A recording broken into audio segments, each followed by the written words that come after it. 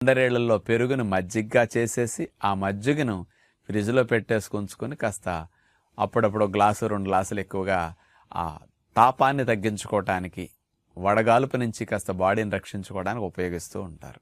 ఈ మజ్జిగ మీరు ఫ్రిడ్జ్లో పెట్టకుండా చిన్న కుండ తీసుకోండి. ఆ కుండలో మజ్జిగ పోసేసేయండి.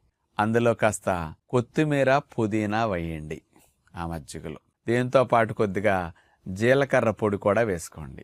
అందులో ఇంత సొంటి పొడి వేయండి. ఆ కుండని మనకి కన్స్ట్రక్షన్కి వాడే శాండ్ ఉంటుంది కదా, ఆ శాండ్ని ఒక పెద్ద ప్లాస్టిక్ బౌల్లో పోసేసి ఈ కుండని ఆ శాండ్లో ముంచేసేయండి.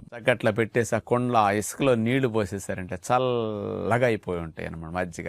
Natural cooling. ఫ్రిడ్జ్లో కాస్త ఎక్కువ కూలింగ్ అవుతుంది. అంత ఎక్కువ కూలింగ్ వల్ల మనకి సమ్మర్లో మంచి